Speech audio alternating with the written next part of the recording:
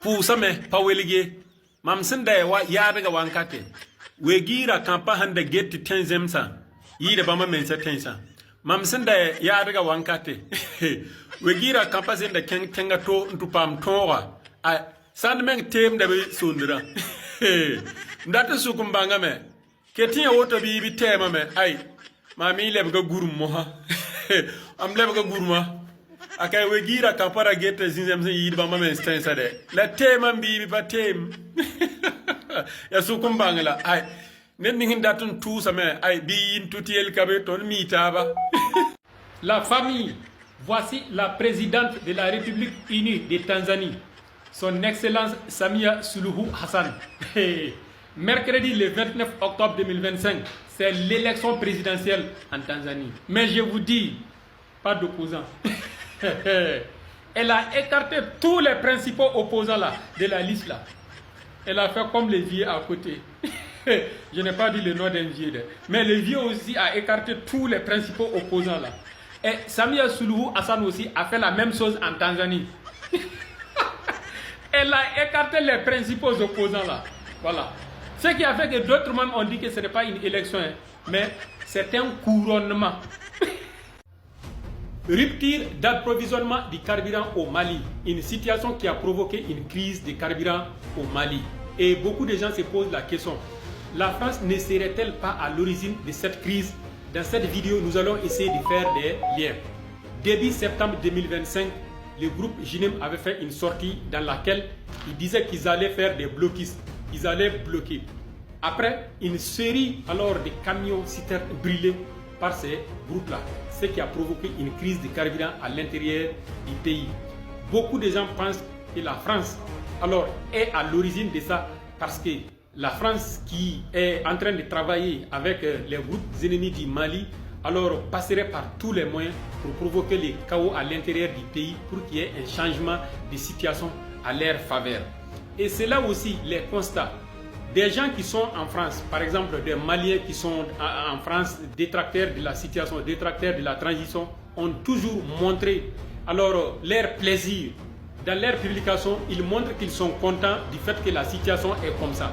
Pour eux, ça va être alors une situation qui va pousser le peuple à s'élever contre la transition. Leur souhait, c'est de voir la transition basculer. Voici des liens qui font alors penser que des gens disent même que la France serait à l'origine de cette crise-là pour pousser la population à la révolte. Et le fait que les détracteurs là aussi se plaisent de publier des vidéos montrant alors les difficultés liées à cette crise-là.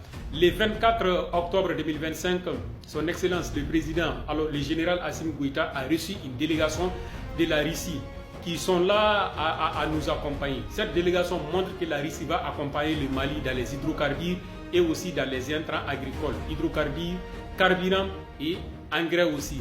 Et le 27 octobre 2025, il y a eu une entrée de quelques centaines de camions citernes, pour ravitailler alors le Mali. Une situation qui va soulager alors les Maliens. Pour répondre à la question du débit, le fait que la France passe par tous les moyens pour déstabiliser le Mali et le fait que les détracteurs de la transition qui sont à Paris se plaisent de faire des publications montrant la difficulté des Maliens. Alors voici entre autres raisons qui font dire à certaines personnes que la France serait à la base de cette crise de carburant au Mali. Ce qui est sûr, les Maliens sont restés résilients et les partenaires du Mali continuent à l'accompagner et c'est une difficulté que les Maliens vont pouvoir surmonter et Inch'Allah dans peu de temps, la situation va changer pour le bonheur du Mali. Merci.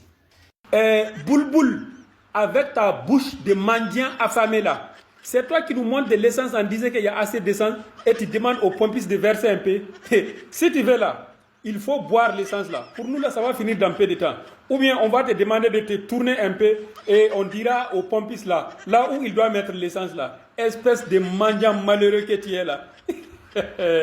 Si les gens ne parlent pas de vous là, c'est vous qui venez maintenant provoquer les gens. Si tu nous provoques là, on ne va pas te louper. Pourquoi est-ce que l'Ukraine ne se trouve pas sur la liste grise du GAFI? GAFI, le groupe d'action financière, c'est une organisation internationale qui lutte contre le blanchiment des capitaux, le financement des terreaux, etc. Je vous dis, tout simplement parce que l'Ukraine là, c'est le protégé du Gafi.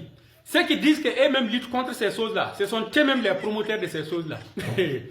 Depuis 2021, le Burkina était sur la liste grise du Gafi. C'est le 24 octobre 2025 que le Gafi a retiré le Burkina sur sa liste grise là, en disant qu'il y a eu des progrès sur le plan sécuritaire au Burkina et dans les pays de l'AES. La famille, l'Ukraine n'a jamais figuré sur la liste du Gafi. Pourtant, beaucoup de preuves montrent que l'Ukraine est un soutien des terreaux là au Sahel. Et l'Ukraine au début n'avait même pas cassé son soutien aux terreaux. Mais malgré tout ça, l'Ukraine ne figure pas sur la liste grise du Gafi. Et en septembre 2025, le porte-parole du FLA, le Fonds de libération de l'Azawad là, et Mauloud Ramadan, sur TV5, a montré leur lien avec l'Ukraine et la France. Mais malgré tout ça, ils n'ont pas mis l'Ukraine là, sur la liste grise du Gafi, qui lutte contre le blanchiment des capitaux et le soutien aux terreaux.